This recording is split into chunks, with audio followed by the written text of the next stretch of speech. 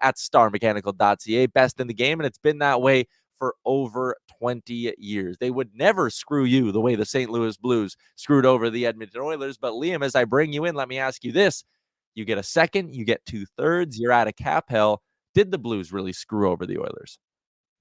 I think they still screwed them because they got two players the Oilers thought were going to be young, cheap options for them this season. And by the reports of the offers that the Oilers gave Broberg and Holloway, that's clearly how they saw them too. But they managed to get something a little extra out of it, considering they have what do they have, a 6th and 7th round draft pick for next year's draft, and that first round pick, which is kind of in limbo, I guess. But I'll say yes, but maybe not as hard as it could have been.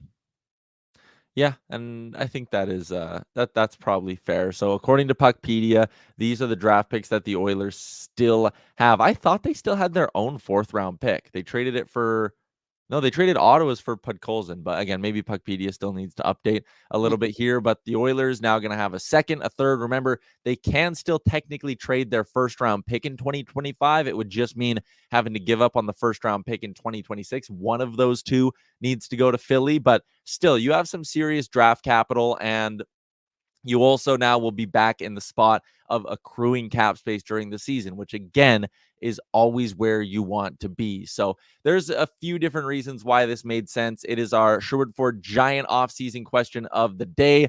Looking for a newer used vehicle with cutting-edge technology and top safety features? Sherwood Ford has you covered. Explore the amazing driver assistance features, intuitive infotainment systems available from their giant inventory, and their knowledgeable and friendly staff will explain everything you need to know to feel confident behind the wheel of your brand new Ford. Our Sherwood Ford giant offseason question of the day is this. It's make it make sense. Why are the Oilers better off not matching either of these two contracts? And so, and another thing too, Liam, is like, we kind of thought for a bit, like, okay, if you've traded Cody Ceci, you're bringing one of them back. Why are you subtracting another piece from your roster? But one reason I think, and this is my spin, and I actually do believe it after looking at some of the numbers and the analytics, I think the CC trade was maybe a bit more about getting Ty Emberson than we think. I think they really like the player. He's a young defenseman, and from what we heard earlier in the summer to now, I know there was that one Bruce Garriock report that said, oh, it's a 1st or 2nd round pick for the Oilers to get rid of Ceci. I think that was all smoke. I don't buy that for 1 second. There was talk earlier in the summer they could have gotten rid of Ceci if they wanted to. They didn't. Maybe it was more like San Jose looked at Ceci and was like, we need a vet. We like the 3rd round pick. And for whatever reason, they don't want Ty Emberson. But when you look at those little player cards, like Dom Lucian's a smart guy. His model nails a lot of stuff. Ty Emberson's projected value is like a $5.8 million defenseman or something like that. Like, he's a really good defensive piece. You can see here, that's really good defensive rating. This is a guy who is in the top percentiles for preventing goals, for preventing expected goals. He's a very good penalty killer. That market value of $5.8 million, like it's obviously not quite that, but like, he's a good defenseman. And there's a part of me that thinks, yes, you wanted to get rid of the CC money. You can now use that at the deadline if you want to. But I think they really like Emberson. I think they really like Podkolzin. And they're coming out of this going, hey, we got to keep our picks. We got to keep 2 young players. And we have cap flexibility, like a little check. Even if it's not Broberg and Holloway, and we love them because they were drafted here and we watched them be developed here, and it stings to watch them go for a 2nd and a 3rd round pick. You gave up a 3rd and a 4th. And now you have cap flexibility, and you can still sit there and say, young former 1st round pick in Podkolzin, young defenseman with half a season under his belt and half a season of good results, not 10 good playoff games under his belt, half a season of good results from Emberson. So that's my spin of why this made sense. Have you been able to walk your way to a point where you're like, this kind of makes sense, or are you still kind of annoyed that neither of these players are Oilers anymore? No, I think the Emberson one is probably a bit better, like you're saying, than we're maybe giving it credit for.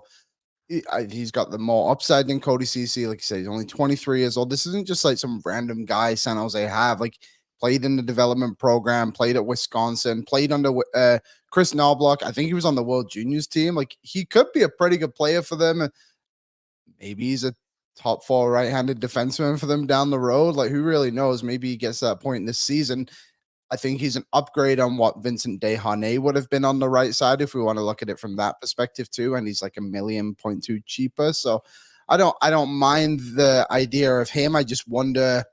I do wonder how they're gonna put him and Stetcher in the lineup, like who's gonna go where, and like how Josh Brown kind of plays into this. They clearly feel like Brown and Stetcher can also play a significant role in this team too, if they're allowing CC and Broberg both to walk away. And it's a decision to say the least. And then for Pod Colson, there was one thing I saw yesterday too, which was interesting. Jeremy Colleton is the head coach in Abbotsford, who is also the coach in Chicago when Stan Bowman was there. So maybe there's some kind of communication going on there about what this kid could be all about. But I don't think he's close to what Holloway could be. I hope he's more of a Klim Kostin when the Oilers got him rather than when Pittsburgh got a Jesse Puljujarvi.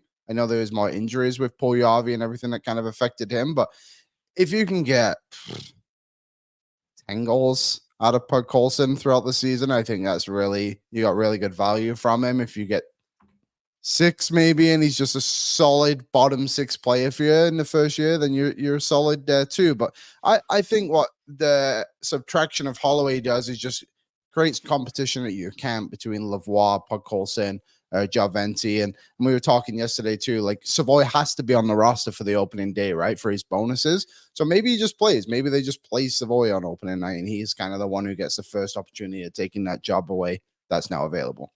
So that's again another interesting part of all this with the Oilers now assumingly not going to be an LTIR. So right now with the Oilers roster, they have 13 forwards, 7 defensemen, and 2 goaltenders. And with that, Evander Kane is listed on there. He is technically on that roster. And you have 945 in cap space. So you can call up another piece there, which you will once Kane goes on IR. So with Kane on IR, you could call up, you could call up a Jarventi. You could call up anyone making under $900,000 and still be cap compliant for the first day of the season. And the thing with Savoy was if you were on LTIR, if you were operating in LTIR space, so basically if you would have matched one or both, then there was a difference in if Savoy's on your opening day roster or not. Now that you're not in LTIR, Savoy does not calculate the same. So you can start the season with Savoy in the minors and still call him up at any point, and it's not going to be an issue. That was only a problem if you were in LTIR. So again, the Oilers with a pretty full roster are now cap compliant, right? And again, there's another thing you could do where you could send down a guy like a Josh Brown and call up someone else to be your 7th defenseman if you wanted to, like a Connor Carrick, and that's $250,000 right there that you've kind of gained as well. So there are plenty of ways for the Oilers to move around their roster, and they can run the whole season with 13 healthy forwards, whether it's Kane or someone else, 7 healthy defensemen, and 2 healthy goalies, which again, you do need the 2 healthy goalies. That is a big part in all this, Liam. But they're cap compliant now. And now you can accrue space heading into the deadline. And when you get to the trade deadline, like you can sit there right now, it's $900,000 in cap space with everyone on board, but you send down a Corey Perry or a Derek Ryan, you send down a Josh Brown, that right there is somewhere between 1.9 to 2.1 million dollars in that range, $2 million plus your 900K, plus with what we know about the way you can accrue cap space ahead of the deadline, plus the fact you have a second and a third round pick you can trade. You have another third in 2028 now. You can still dangle your first round pick if something's appetizing enough. Like, again, this blue line is worse than it was when the season ended. I'm not trying to spin that any other way. They're not as good as they were the last couple of seasons. And that is a little bit concerning. But what we brought up last week, Liam, when we were debating all this is like, we all just assumed that because Philip Broberg did it for 10 games, Philip Broberg could do it for 70 or 80 games. It's a risk to start the year with the blue line that the Oilers have. It was also a massive risk to bring in Philip Broberg at $4.5 million and be like, he's playing 22 minutes a night on his offside as a 23-year-old, and we trust that he's going to do it for 80 games because we saw it for 10. Like, not everyone. There are a lot of people who are upset about this decision, and I get it. I'm going to miss Dylan Holloway like crazy, and it sucks losing Philip Broberg for a second-round pick. That's not fun. You don't have anything new to show for it right now. But when it comes to the blue line and the risk they've decided to make, the alternative wasn't all that much safer. Yeah, I mean, you're not wrong at all. I agree with what you're saying. Like, it was definitely worse, but we still didn't really know what he was going to be for that whole time. Like Yep. something. Do you, Do you think they feel? It just feels a little steadier now, I guess you could say, in like a weird way, in the sense of like everyone's just in the right position. Like Emberson can also play in the NHL, like and Troy Stetcher can also play. They're NHL players at the end of the day, and Philip Broberg was too. But like you were kind of throwing in him in the deep end and just hoping for the best. And I think one thing they're just going to bank on the most this season is that Darnell Nurse can kind of turn it around and have the start of the season that they had last season and just continue it through. Like, we don't need world beating defensive play from Darnell Nurse. We just need him to be like good and consistent. And I think we started to see that more in the playoffs when we started calling him out a little bit more. And that was when Broberg was with him, ironically enough. But maybe someone like Emberson or Stetcher can just help calm that down a little bit. And at Coleman Bouchard, you're going to be fine.